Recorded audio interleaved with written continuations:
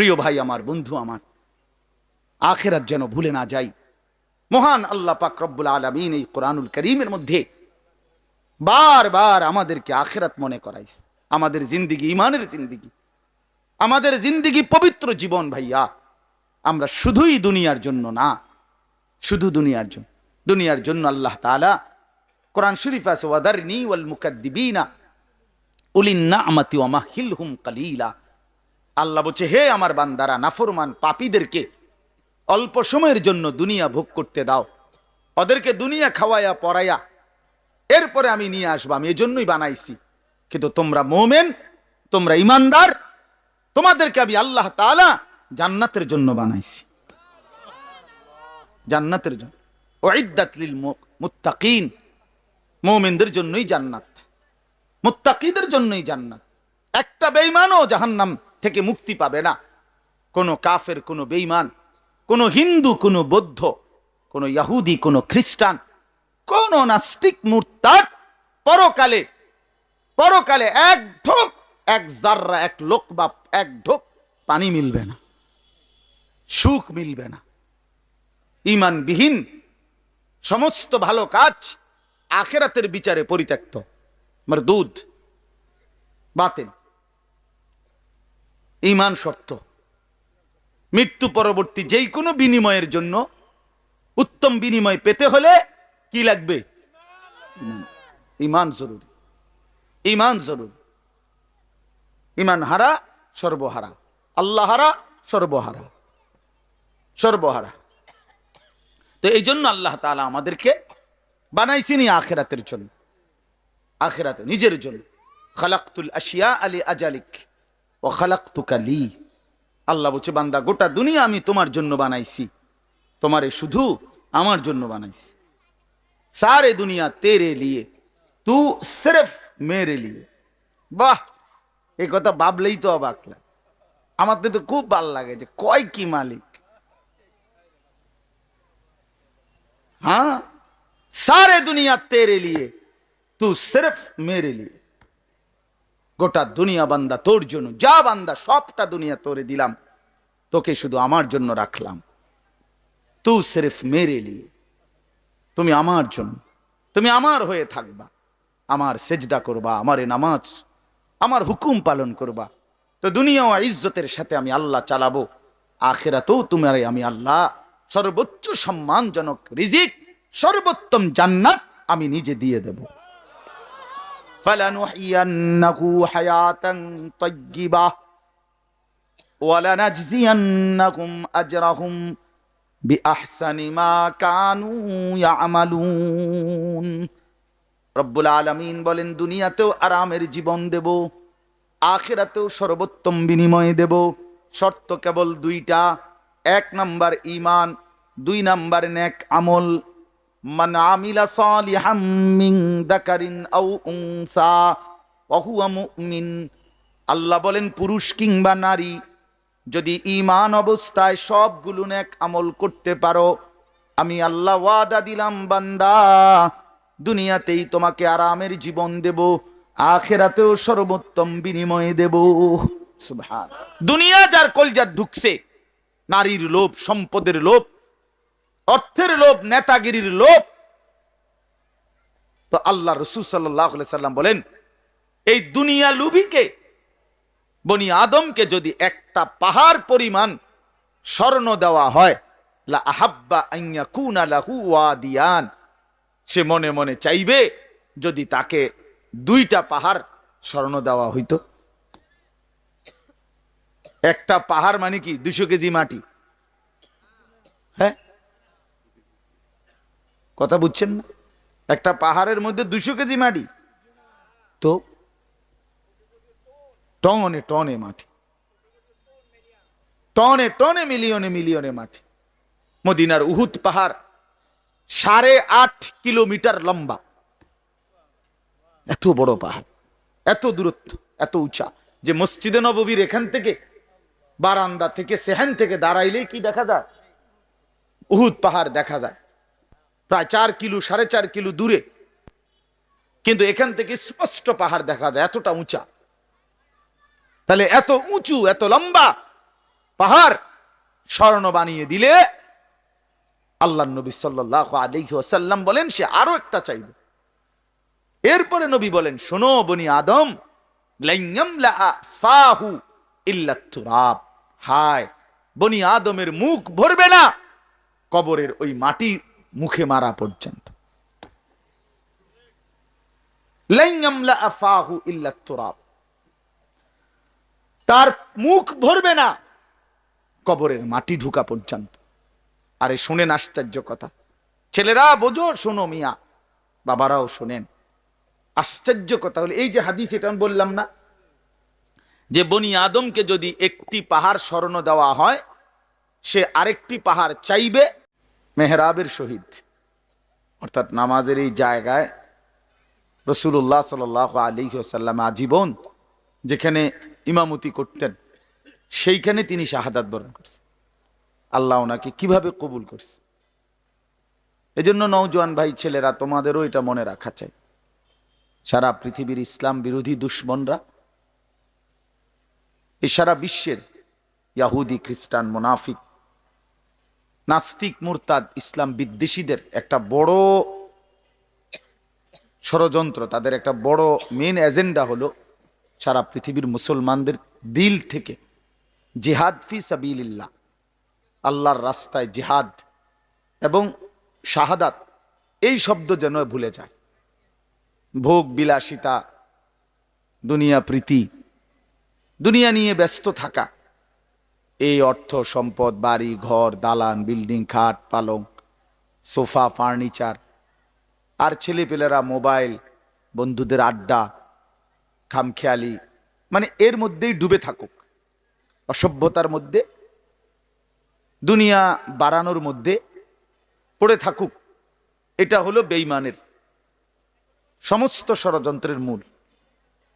এজন্য সারা পৃথিবী জুড়ে তারা জিহাদ ফি সাবিলিল্লাহর বিরুদ্ধে, আল্লাহর রাস্তায় যুদ্ধ, এর বিরুদ্ধে জঙ্গি, উগ্রবাদী, টেরোরিস্ট, সন্ত্রাসী ইত্যাদি বহু কিছিমের অপপ্রচার করে লাগাতার অব্যাহত এই পরিমাণ বলতে থাকছে যে অনেক মুসলমান সাধারণ মানুষ পর্যন্ত এটাকে ভয় পাইতে শুরু করছে, যে জেহাদ বললেই আতঙ্ক, কিতাল বললেই আতঙ্ক।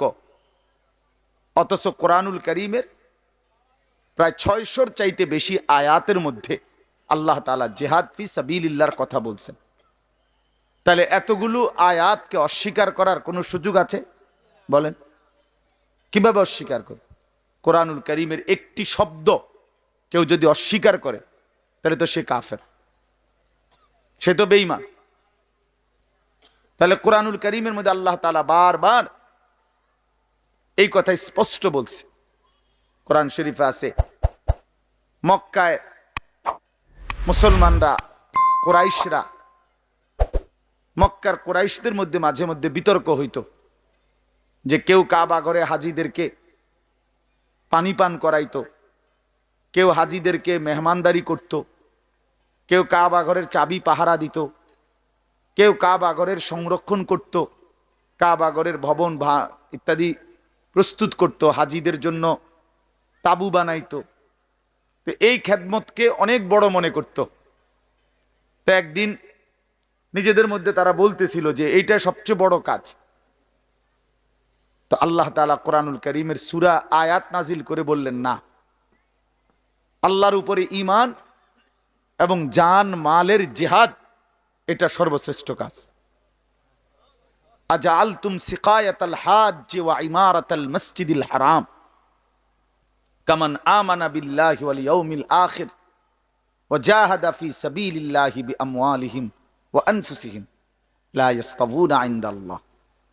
তোমরা মনে করেছো হাজীদেরকে পানি পান করানো এবং কাবা ঘর মসজিদে হারামের রক্ষণাবেক্ষণ করা এটা সর্বোত্তম? আল্লাহ বলে, না, আল্লাহর প্রতি ঈমান, ওয়া জাহাদা ফি সাবিলিল্লাহ বিআমওয়ালিহিম ওয়া আনফুসিহিম, আল্লাহর পথে জান আর মালের জিহাদ, এইটা আর ওইটা কশ্চিন কালেও সমানও হইতে পারে না, উচ্চত হওয়ার প্রশ্নই নাই, সমান সমানও না, বরং জিহাদ ফি সাবিলিল্লাহ এটা সর্বশ্রেষ্ঠ। ওয়া যারওয়াতু সানামিহি আল জিহাদ। আল্লাহর নবী সাল্লাল্লাহু আলাইহি ওয়াসাল্লাম বলেন, ইসলামের সর্বোচ্চ চূড়া জিহাদ ফি সাবিলিল্লাহ। কি বলেন? সবাই বলেন, ছেলেরা বলো ভাই, এই শব্দটা বলো, জিহাদ ফি সাবিলিল্লাহ। আজ তোমরা ভুলে গেছো। আজ অসংখ্য যুবক ছেলে, কিশোর ছেলে জানেও না এই শব্দ। 16, 17, 18 বছরের ছেলেরা রাসূলুল্লাহ সাল্লাল্লাহু আলাইহি ওয়াসাল্লামের জামানায় পুরা দমে যুদ্ধ করছে, পুরা দমে। 17, 18 বছরের অসংখ্য সাহাবী, 20 বছরের অসংখ্য সাহাবী যুদ্ধের ময়দানে সেনাপতি ছিলেন, সেনাপতি ছিলেন। উহুদের যুদ্ধে সর্বপ্রথম আল্লাহর নবী সাল্লাল্লাহু আলাইহি ওয়াসাল্লাম উহুদের যুদ্ধের দিন, ইসলামের ইতিহাসের অত্যন্ত ভয়ানক একটা যুদ্ধের নাম হল উহুদের যুদ্ধ, যেখানে 70 জন সাহাবী শাহাদাত বরণ করছিলেন। এই যুদ্ধে সর্বপ্রথম দুশমনের বিরুদ্ধে কাফেরদের মোকাবেলায় আল্লাহর নবী সাল্লাল্লাহু আলাইহি ওয়াসাল্লাম প্রথম তীর মারার জন্য দুশমনের দিকে যাকে আদেশ করছেন, তার বয়স ছিল মাত্র 18 বছর। হযরত সাদ ইবনে আবি ওয়াক্কাস রাদিয়াল্লাহু তাআলা আনহু। নবীজি উনাকেই প্রথম বলছেন, দুশমনের দিকে তীর মারো। ইরমি সাদ, সাদ তুমি তীর ছোড়ো। ফিদাকা আবি ওয়া উম্মি। এ নবী জীবনে একবার শুধু বলছে এই 18 বছরের সাহাবী যুবকের জন্য যে আমি মুহাম্মদের মা বাপ তোমার জন্য কুরবান। আর কোনোদিন নবীজি এ কথা বলে নাই। সাহাবীরা নবীকে বলতো, হে আল্লাহর নবী, আমার মা বাপ আপনি রাসূলের জন্য কুরবান হোক, এটা মহব্বতে বলতো।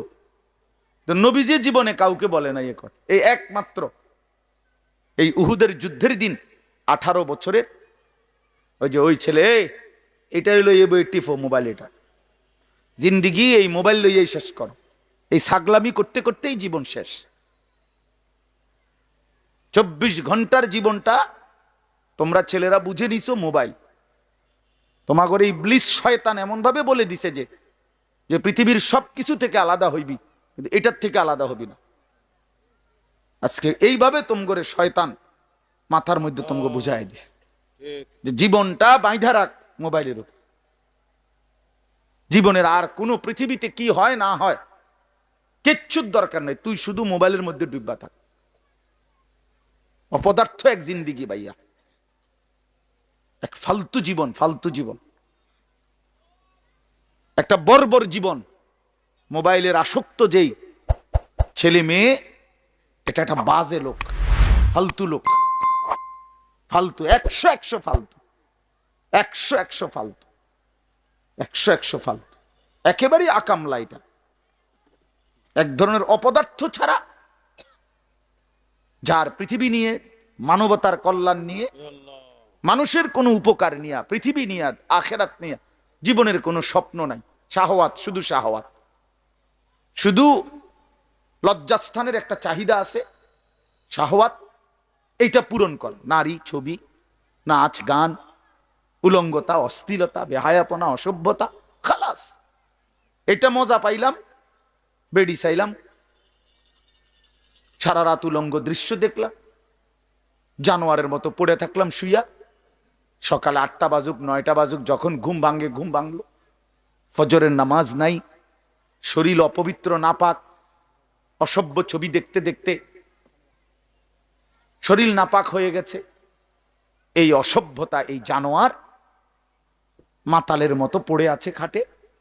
যখন ঘুম ভাঙে ঘুম ভাঙলো, উঠলো তো উঠলো, নাস্তা খাইলো, আবার ছুটলো, আবার মোবাইল।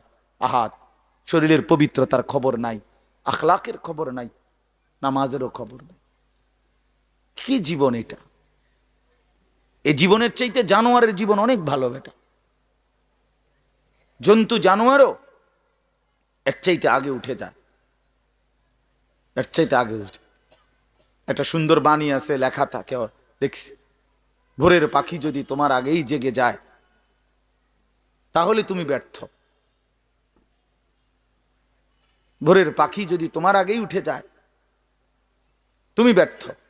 তোমার আগে উঠবে কেন? তুমি মানুষ, আশরাফুল মাখলুকাত, আল্লাহর সর্বশ্রেষ্ঠ সৃষ্টি, তুমিই তো আগে উঠবার কথা। তোমরা এই কি জীবন বাছাই করে নিছো ছেলেরা, তোমরাই বলতে পারো বাবা। তোমার জন্য আমি আটকাবো না, আমার জন্য তুমি আটকাইবা না। কেউ কারোর জন্য আটকাবে না ছেলেরা, মনে রাখো। একদিন তোমার বাপের মতো করে কবরে চলে যাবে। এই যাই দৌড়ঝাঁপ করছে বেচারা কামাই করার, একদিন দেখবা তোমারে রাইখা সে চলে গেছে। একদিন তুমিও চলে যাইবা, এই বন্ধু বান্ধব আড্ডা এগুলো সব থাইকা যাবে। দুনিয়ার জায়গায় থাকবে।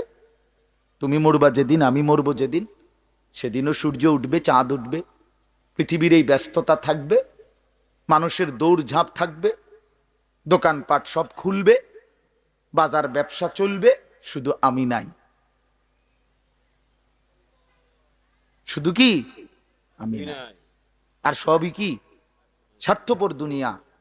কেউ তোমার জন্য 1 ঘন্টাও থামবে না, কেউ না। কারো হাতে সময় নাই ভাইয়া, কারো হাতে সময় নেই।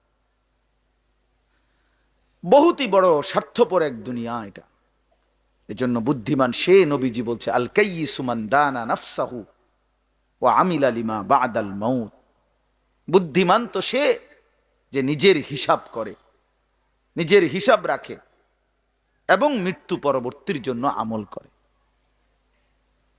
রাসূলুল্লাহ সাল্লাল্লাহু আলাইহি সাল্লাম বলছেন, এক সাহাবী জিজ্ঞেস করছে, ইয়া রাসূলুল্লাহ, মান আকিয়াসুন নাস ওয়া আহজামুন নাস, সবচেয়ে বিচক্ষণ, বুদ্ধিমান, বিবেকবান কে? নবীজি সাল্লাল্লাহু আলাইহি ওয়াসাল্লাম বলেন, আকসারুহুম যিকরান লিল মাউত, বেশি বেশি যে মৃত্যুকে স্মরণ করে, ওয়া আকসারুহুম ইস্তিআদাদান লিল মাউত, এবং বেশি বেশি যে মৃত্যুর জন্য প্রস্তুতি গ্রহণ করে। সে বুদ্ধিমান, সে বুদ্ধিমান। কোরআনুল কারীমের মধ্যে আল্লাহ তাআলা বলেন, ওয়া ইন্নাদ দারাল আখিরাতা লাহিয়াল হায়াওয়ান। ছেলেরা মোবাইল যদি কয়জন হাতে আছে নামায় ফেলো, হাতের থেকে মোবাইলটা নামায়া শোনো ভাই, আমার দিকে তাকাইয়া শোনো, ভালো হবে ভাই। তো আল্লাহ তাআলা বলেন, নিশ্চয়ই আখিরাতের ঘর জান্নাত, সেটাই কেবল জীবন, লাহিয়াল হায়াওয়ান, ওইটাই লাইফ, ওইটাই জীবন, এটাই স্টেশন, এটা প্ল্যাটফর্ম। এজন্য ট্রেন স্টেশনে যত অত্যাধুনিক এসি থাকুক, বাসের প্ল্যাটফর্মে যত অত্যাধুনিক রুমে হোক, লোকটা কেবল ছটফট করে, একটু পরপর ঘড়ি দেখে, টিকিট দেখে, বাইরে উকি দেয়, বাস আইয়ে না। আরে ভাই এরম করেন কেন? এসি চলতেছে, বৈশা না থাকবে। আর তোর মিয়া আপনার কথা বইয়ে থাকতে মাইছি মিয়া, ঠিক কিনা বলেন? অথচ কোনো সমস্যা নাই, এতটা অত্যাধুনিক রুম এখানে, তারা নাস্তা টাস্তা দিচ্ছে, কিন্তু হের কেবল গরিসা, সে কেবল টিকিট চায়, সে কেবল জিগা কি ভাই আইলুনি, ট্রেন আসছে না। কারণ এটা যে প্ল্যাটফর্ম, সে এখানে বসতে আসে নাই। রব্বুল আলামিন বলে, বান্দা বিশ্বাস করো, এটা প্ল্যাটফর্ম। মালি ওয়ালিদ দুনিয়া। রাসূলুল্লাহ সাল্লাল্লাহু আলাইহি ওয়াসাল্লাম, হাই উম্মত, দুনিয়ার সাথে আমার কিসের সম্পর্ক? কি সম্পর্ক? ইন্নামা মাসালি ওয়া মাসালুদ দুনিয়া কারাকিবিন ইস্তাযাল্লা তাহতা শাজারাতিন সুম্মা রাহা ওয়া তারাকাহা। হাদিস। নবীজি বলছে, আমার উদাহরণ দুনিয়ার সাথে কেমন শোনো। এমন এক পথিক লম্বা পথে বহু দূর কোথাও যাবে, রওনা দিছে, প্রচন্ড রৌদ্র, ভীষণ রৌদ্রে পথিক এতটাই ঘামে ভিজে গেছে যে এই জন্য সে একটা গাছের নিচে একটু বাতাসের জন্য একটু বসছে, শরীরটা যাতে একটু ঠান্ডা হয়, গরম লাগতেছে।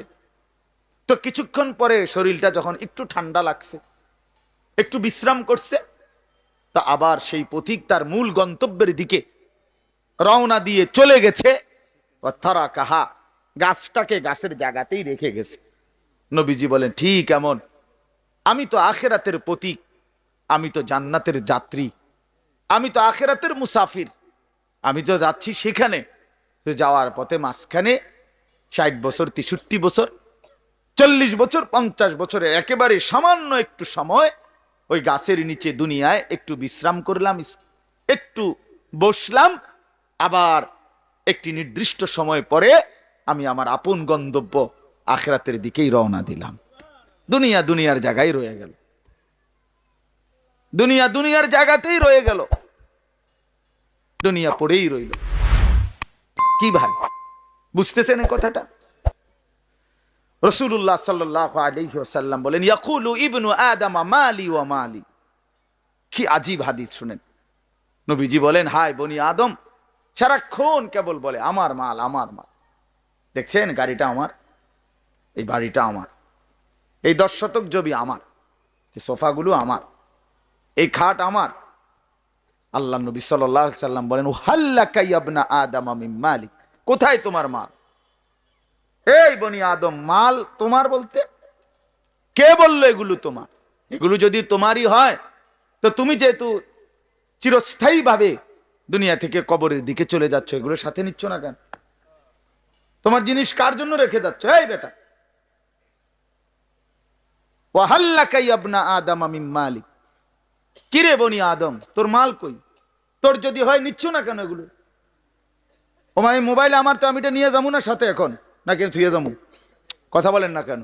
তো তুমি তো দুনিয়া থেকে চলে যাচ্ছ, তো নিচ্ছ না কেন এগুলো? তোমার 10 শতক জায়গা নিবা না? সোফা এগুলো কই রাইখা যাচ্ছ? এগুলো নিয়ে যাও, বিল্ডিং নিয়ে যাও।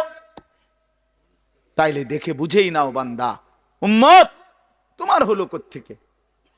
তোমার কেবল 3টা মাল, 3টা জিনিস তোমার। নবীজি নিজে বলছে, ইল্লা মা আকালতা ফাআফনাইতা। যা সরাসরি তুমি খাইয়া শেষ করছো, খাইছিলা, এটা তোমার। আউ লাবিস্তা ফাআবলাইতা।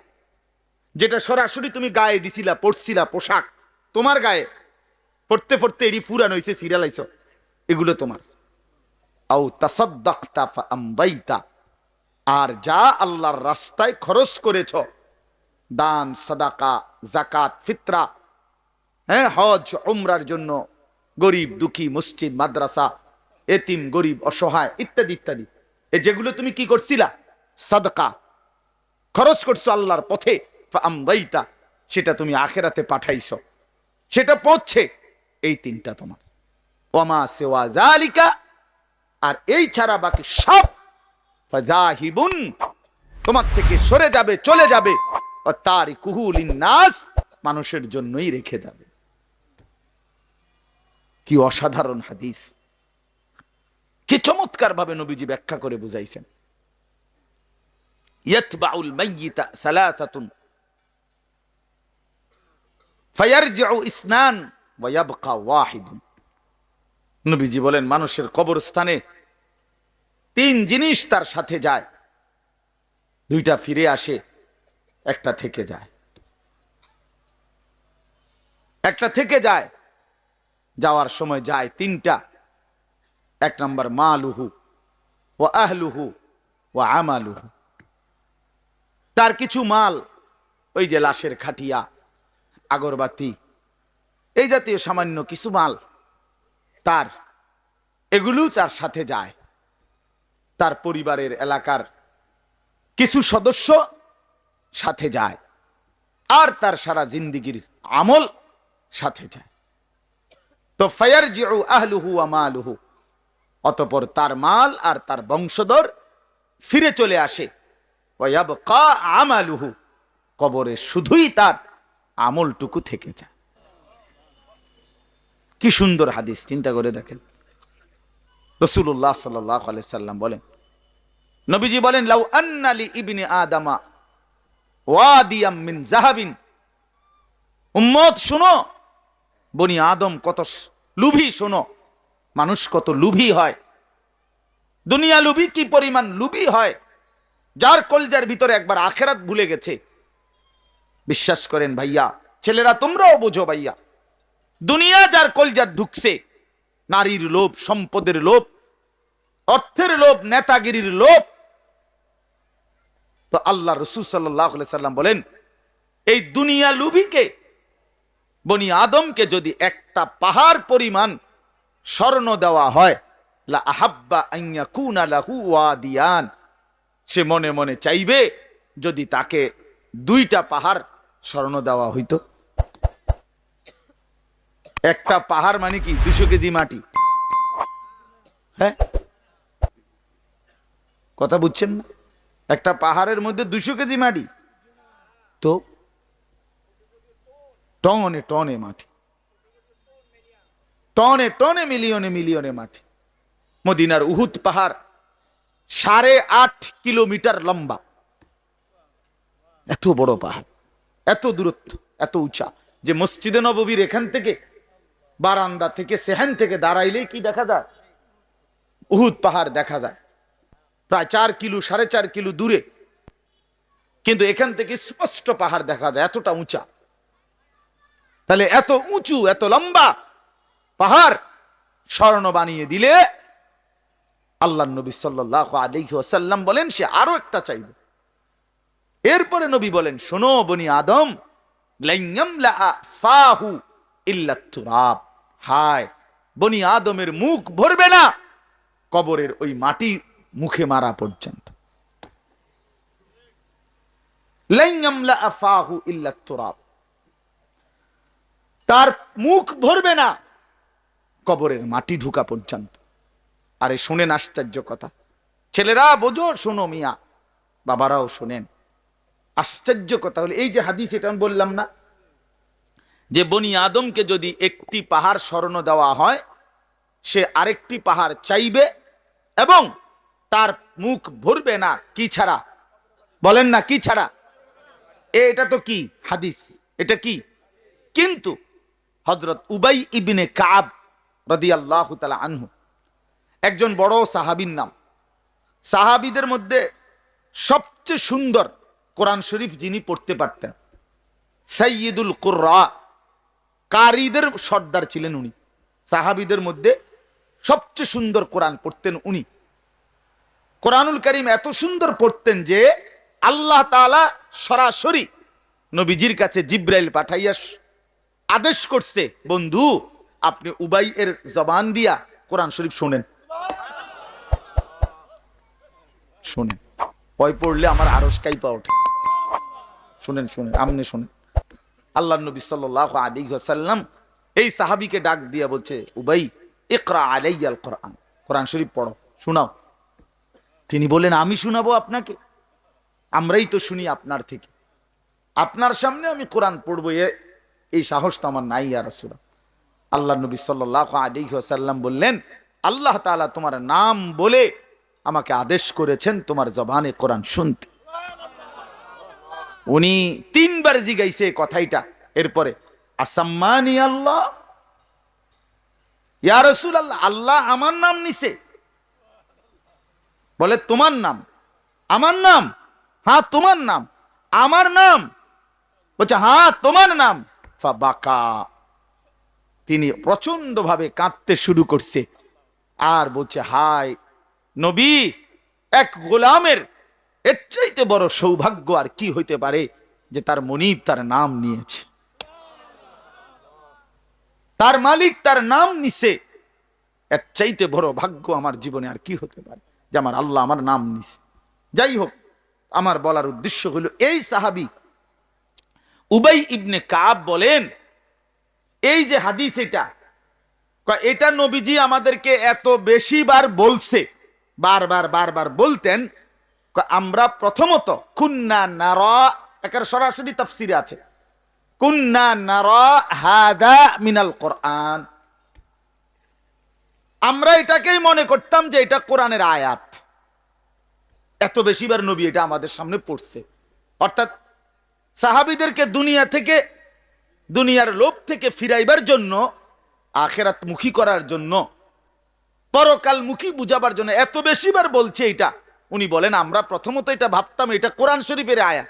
হাত্তা নাজালাত আলহাকুমুত তাকাসুর হাত্তা যুরতুমুল মাকাবির, এরপরে যখন আলহাকুমুত তাকাসুর এই সূরাটা নাজিল হইছে, এই আমি এখন যেই সূরাটা পড়ছি তার পরের সূরা, এটা যখন নাজিল হইল, তখন আমরা বুঝলাম যে না, এইটা হইল কোরআন, আর এতদিন যেটা মনে করছি এটা রাসূলের হাদিস। আল্লাহর নবী সাল্লাল্লাহু আলাইহি ওয়াসাল্লাম এভাবে উম্মতকে দুনিয়া থেকে সরাইতে চাইছে, দুনিয়ার লোভ থেকে। আজ আমরা জিন্দেগির মাকসাদ বানায় নিছি। জওয়ান বলেন, বুড়ো বলেন, আমি বলেন, আপনি বলেন, আমাদের জীবন শুধু দুনিয়া, অথচ আখিরাত, হাসরের ময়দান, কিয়ামত, পরকাল আমাদের দরজায় কড়া নাড়তেছে। প্রতিনিয়ত আমাদের সামনে যে মানুষগুলো মৃত্যুবরণ করতেছে, এরা যেন আমাদেরকে হাত নেড়ে নেড়ে, কড়া নাইরা নাইরা যেন বলতেছে, আখিরাতের দিকে যাচ্ছি, তুমিও আইসো। ঠিক না? এই জন্য কবর জিয়ারতের দোয়া আছে সালামের সাথে। ভাই ওমর ফারুক ভাই নিরা হয় না? আরে বেটা, বেচারা আমার তো বড় বক্তা, ওরা নিচে বলছে, হায় হায় সারখার হয়ে। তো কবর জিয়ারতের দোয়ার মধ্যে, সালামের মধ্যে এটা অংশ আছে, আনতুম লানা সালাফুন ওয়া নাহনু লাকুম তাবাউন। হে কবরবাসী, আপনি তো আমার আগে চলে গেলেন, অচিরেই আমি আপনার পিছনে পিছনে আসতেছি। ওয়া নাহনু লাকুম তাবাউন, আমরা আপনার পিছনে পিছনে আসতেছি। আপনাকে সালাম, আপনাকে সালাম। এইভাবে তো আল্লাহ নবী সাল্লাল্লাহু আলাইহি ওয়াসাল্লাম কোরআনের আয়াতগুলো, সূরাগুলো অধিকাংশই আপনাদেরকে আমাদেরকে ভাই বুঝাইতে চাইছে আখিরাত, পরকাল।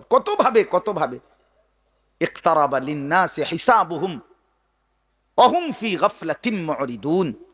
আল্লাহ তাআলা বলে, বান্দা, হিসাবের সময় তো কাছায় গেল, আখিরাত তো চলেই আসলো, কিয়ামত তো চলেই আসলো, আজও তো তুমি গাফিল হয়েই রইলা। 40 বছর হয়ে গেছে, 1 বছর শেষ হইছে, এভাবে বুঝি নাফরমানিতে পড়ে রইলা বান্দা। 365 দিনে কোনদিন ছেলেরা, তোমরা যারা ফজরের নামাজ পড়ো না, তুমি বলো না বাপ, এত শক্ত এত পাষাণ কেমনে হইলা? 1টা বছর কোনদিন ফজরের নামাজ পড়ো নাই, এত বড় নিকৃষ্ট জানোয়ার মুসলমানের বাচ্চা কেমনে হয় বলেন? এত বড় জানোয়ার একটা মানুষের বাচ্চা কেমনে হয়? এটা কি পরিমাণ হাইওয়ান, এটা কত বড় হাইওয়ান, এটা কত বড় জন্তু, কত বড় পশু। 1 বছর 365 দিনে এই হাইওয়ান কোনদিন ফজরের নামাজ পড়ে না। শুধু 1 বছর, খবর নিলে দেখবেন 10 বছর, খবর নিলে দেখবেন 5 বছর। জানোয়ারের মতো, ইহুদির মতো, খ্রিস্টানের মতো চুল রাইখা তৃপ্তি বোধ করে, এর চাইতে অসভ্যতা, এর চাইতে নিকৃষ্ট রুচি, এত বিকৃত মানসিকতা কোন জন্তু জানোয়ারেরও হয় না বেটা, জন্তু জানোয়ারেরও হয়।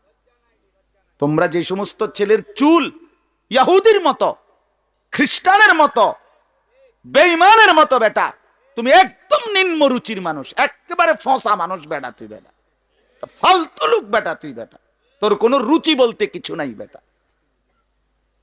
তোর কোনো রুচিবোধ নাই বেটা। কার মতো মুসলমানের বাচ্চা হইয়া, মুসলমানের ঘরে জন্ম নিয়া বেটা, আল্লাহর আজান শুনলি, ডান কানে বাম কানে তোরে আজান দিছে, এক পবিত্র মা তোরে 2টা বছর দুধ পান করাইছে বেটা, কোন শরমে বেটা তুই ওই বেঈমানদের মতো চুল কাটলি বেটা? ওদের কোনো জাতপাত আছে বেটা? ওদের কোনো ইজ্জত আছে না সম্মান আছে? আল্লাহ তাআলা কোরআনুল কারীমে বলছে, ইন্নামাল মুশরিকুনা নাজাস। কোরআনের আয়াত কিনা? আল্লাহ বলছে সমস্ত মুশরিক নাপাক, নাজাসুন নাজাস, সমস্ত ইহুদি নাপাক, সমস্ত খ্রিস্টান নাপাক, সমস্ত হিন্দু নাপাক, সমস্ত বৌদ্ধ নাপাক, সমস্ত নাস্তিক নাপাক, সমস্ত মুরতাদ নাপাক, সমস্ত বেঈমান নাপাক।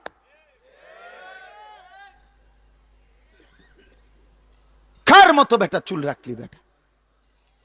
কারে দেখা বেটা পেশাব করে পানি লস না বেটা? কোন সভ্য থেকে শিখলি বেটা? এটা কার থেকে শিখলি? জীবনে 2-4 অক্ষর পড়ালেখাও করো নাই, 2-4 শব্দ পড়ো নাই তোমরা ছেলেরা। মানুষ এত অভদ্র অপবিত্র হয় কেন? কোরআনুল কারীমের মধ্যে আছে, আল্লাহ তাআলা বলে, বান্দা কি আজীব কথা, কোরআন শরীফে আছে, বান্দা কোনোভাবেই যদি পানি নাই, ঠিক আছে, ফাইন লাম তাজিদু মাআন ফাতায়াম্মামু সাঈদান তাইয়্যিবা, তাহলে মাটি দিয়ে, পবিত্র মাটি দিয়ে তায়াম্মুম করো, তবুও নিজেকে পবিত্র বানাও। যদি বলি আল্লাহ পানি নাই, ঠিক আছে, তো মাটি দিয়ে হলেও পবিত্র হইতে হবে, পানি পাইয়া লই, এরকম শুরু করলেন। কোরআন শরীফের সরাসরি আয়াত, আল্লাহ তাআলা বলে, জানো ওয়ালাকিন ইউরিদু লিইউতাহহিরাকুম, আল্লাহ বলেন আমি না আমার ইমানদার বান্দাকে সারাক্ষণ পবিত্রই দেখতে চাই। দোস্ত আমার, এটা কোরআন শরীফের আয়াত। ওয়ালাকিন ইউরিদু লিইউতাহহিরাকুম, আমি আমার বান্দাকে পবিত্র, মুমিন আমার সে, ও অন্য কেউ না, ও আমার ইমানদার বান্দা। তো ইয়া আইয়ুহাল্লাযীনা আমানু ইযা কুমতুম ইলাস সালাতি ফাগসিলু ওয়ুজুহাকুম, এই আয়াতের মধ্যে, এটা এই আয়াতের অন্তর্ভুক্ত অংশ এটা। ওয়ালাকিন ইউরিদু লিইউতাহহিরাকুম, ইমানদার পানি নাই, ঠিক আছে, তায়াম্মুম করো মাটি দিয়ে। কেন এমন তাড়াহুড়া?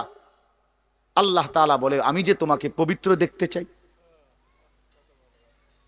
আমি কে তোমাকে পবিত্র। ফীহি রিজালুন ইউহিব্বুনা আন ইয়াতাতাহহারু আল্লাহু ইউহিব্বুল মুতাহহিরিন। কোরআন শরীফের আয়াত আছে, আল্লাহ বলে, বন্ধু আপনার কিছু সাহাবীকে আমি দেখছি, আল্লাহ প্রশংসা করতেছে। মদিনার কুবা একটা এলাকা, যেখানে নবীজি মদিনার মক্কা থেকে হিজরত করে এসে প্রথম ঢুকছিলেন।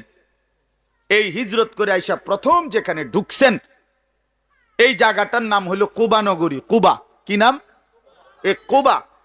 এই এলাকার যারা সাহাবী ছিল, ওনাদের একটা অভ্যাস ছিল, ওনারা ওই সময় পানির তীব্র সংকট ছিল, পানি কম ছিল আর কি। তো তীব্র পানির সংকট থাকার পরেও ওনারা খাবারের পানি, রান্নার পানি, মানে ভাত তরকারি রান্নার যে পানি আর খাবারের পানি কম খাইতো, কম ব্যবহার করত। এখান থেকে পানি বাঁচাইয়া পেশাব পায়খানার পবিত্রতার জন্য যে পানি দরকার, ওইখানে তারা পর্যাপ্ত পরিমাণ পানি ব্যবহার করত, যেন পবিত্রতার মধ্যে কোনো কমতি না হয়। আল্লাহর কসম, এই কথাইটা, তাদের এই আখলাক আচরণটা আল্লাহ এত পছন্দ করছে, কোরআন শরীফের আয়াত নাজিল করে ডাইরেক্ট তাদের প্রশংসায়। আল্লাহ বলছে, ফীহি রিজালুন, আপনার সাহাবীদের মধ্যে কিছু লোক এমন আছে আমি দেখতেছি, ইউহিব্বুনা আন ইয়াতাতাহহারু, যারা ভালোভাবে পবিত্রতা অর্জন করাটাকে খুব পছন্দ করে। আল্লাহু ইউহিব্বুল মুত্তাহহিরিন, নবী শুনায়ে দেন, এমন পবিত্রতা অর্জনকারীদেরকে আমি আল্লাহও ভীষণ ভালোবাসি।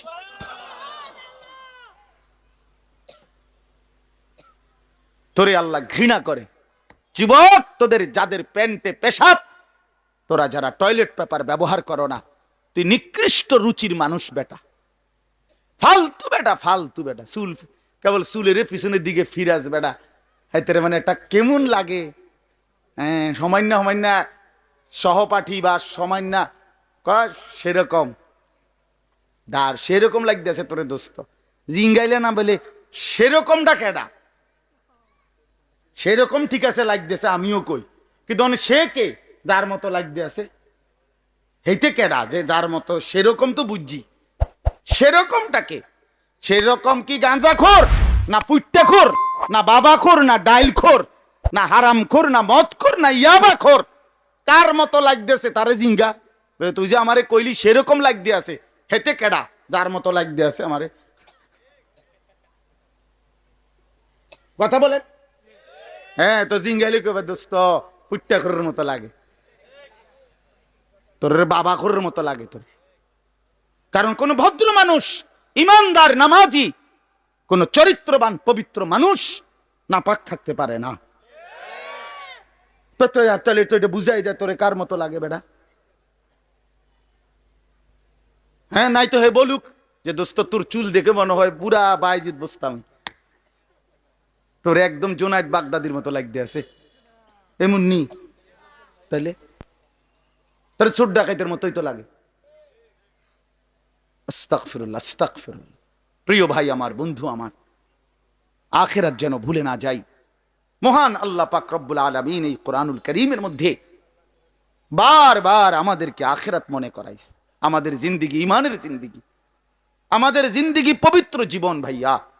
আমরা শুধুই দুনিয়ার জন্য না, শুধু দুনিয়ার জন্য, দুনিয়ার জন্য আল্লাহ তাআলা কোরআন শরীফ আছে ওয়াদারনি ওয়াল মুকাদ্দিবিনা উলিন নি'মাতি ওয়া মাহিলহুম কালিলা। আল্লাহ বলছে, হে আমার বান্দারা, নাফরমান পাপীদেরকে অল্প সময়ের জন্য দুনিয়া ভোগ করতে দাও, ওদেরকে দুনিয়া খাওয়ায়া পরায়া এরপরে আমি নিয়ে আসবো, আমি এজন্যই বানাইছি।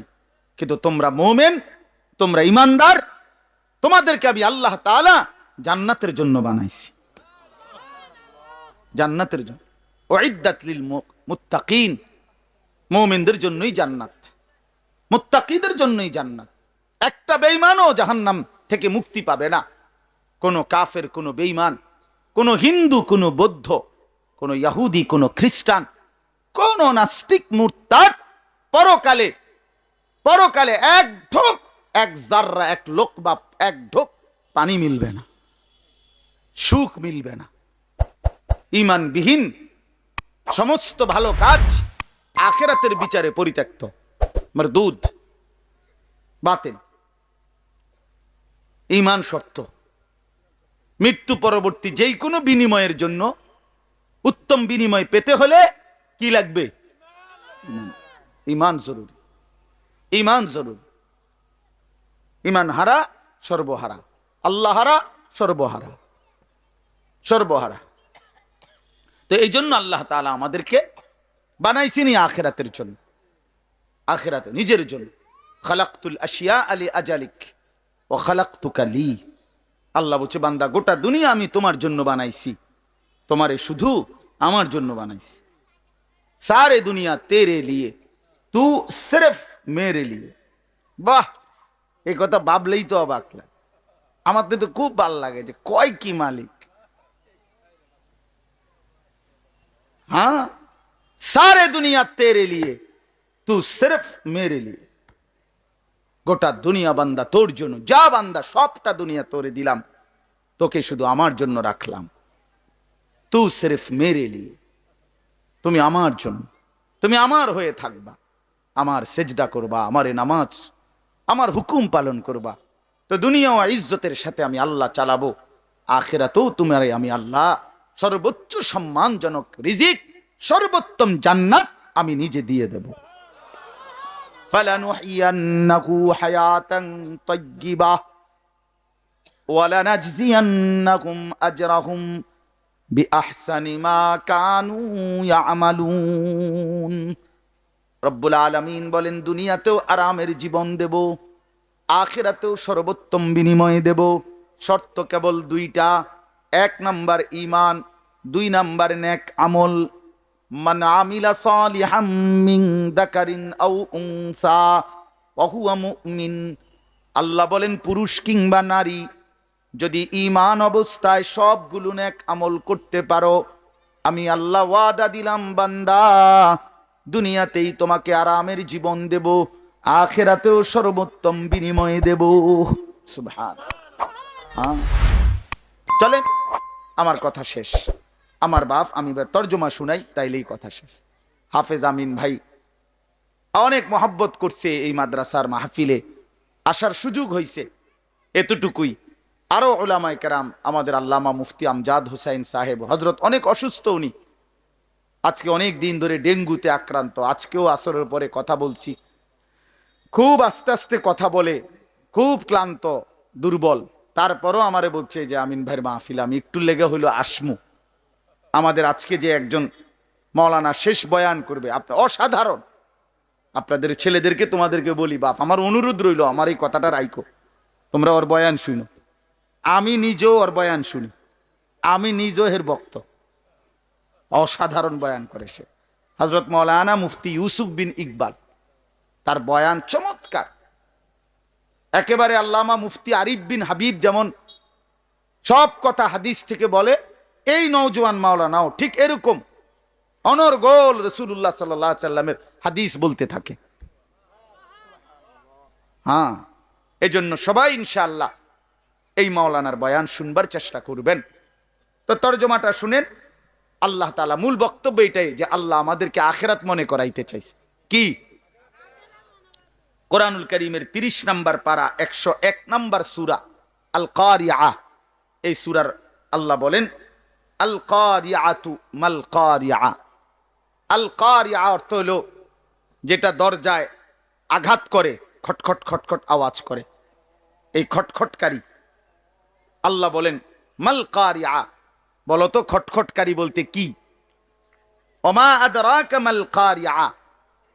আবারও বলছি, নবী আপনাকে জানতে চাচ্ছে, জানেন এই আঘাতকারী খটখটকারী কি? আল্লাহ বলেন সেটা হলো আখিরাত, কিয়ামত, যেটা আপনার কাছে প্রতিদিন আমাদের কাছে খটখট করে আমাদের দরজায় যেন ঘন্টা বাজাইয়া বলে যাচ্ছে যে কিয়ামত তো চলেই আসলো। আখিরাতের প্রস্তুতি কি হলো বলো? ওই মানুষ তো মরে গেল দেখলা, তুমিও তো মরে যাবা, তোমার প্রস্তুতি কি বলো? এক লোকের জানাজা যাচ্ছিল, লাশ, তো এক বুজুর্গ আল্লাহওয়ালা ওই সামনে দাঁড়ানো, তো ওনার পাশের এক লোক বলতেছে কার জানি কবর, কার জানি মৌত হইল, আহারে কার জানি কার জানি। তখন তিনি বললেন হয় তোমার মরণ হইল নয়তো আমার মরণ হইল। মানে এইটা ভাবো যে হয় তোমার মরণ হইছে নইলে কার মরণ হইছে? আমার মরণ হইছে। আর ভাবো সে তো মৃত্যুবরণ করছে, তিনটা অবস্থা তার শেষ। একটা হইল আজরাইলকে দেখা, এটা তার শেষ। এরপরে জান কবজের যন্ত্রণা, এটা তার শেষ।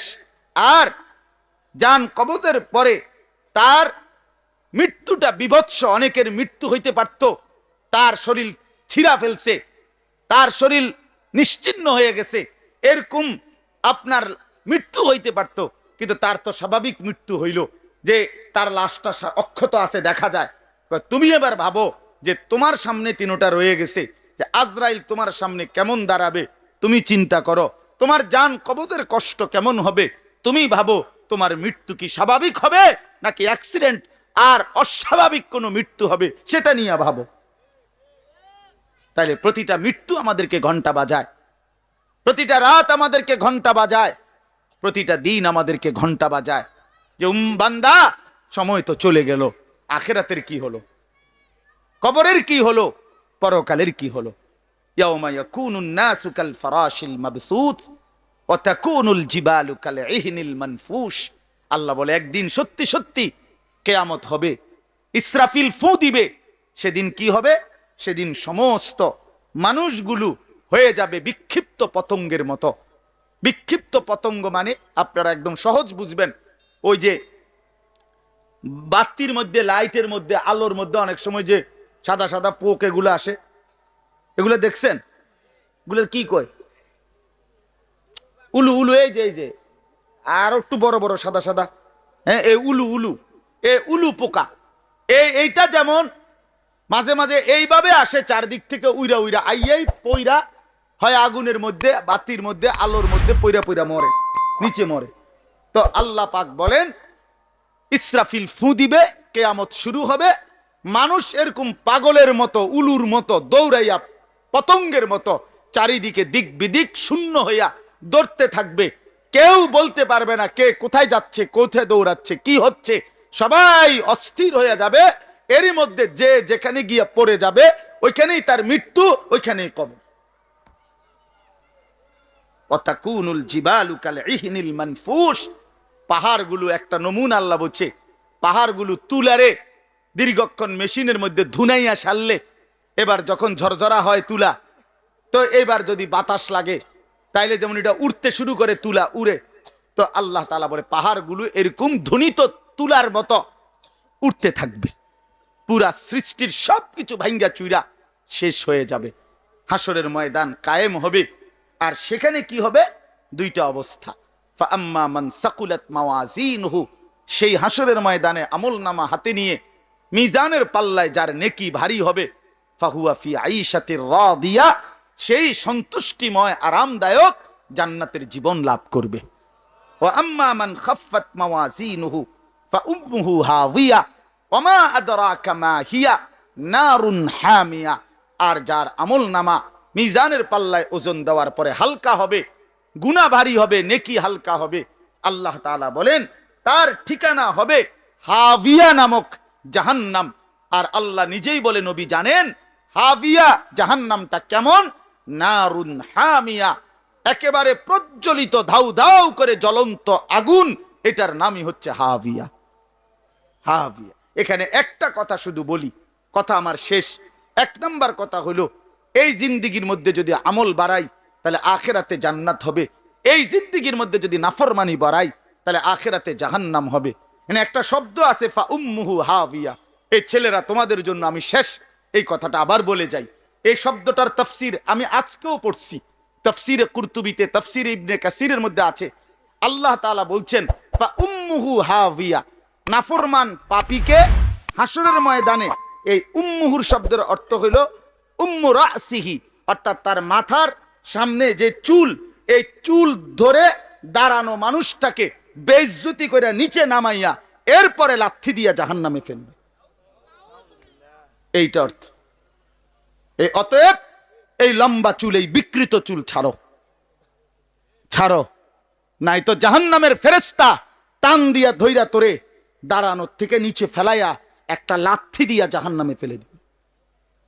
তখন বুঝবা, তখন বুঝবা।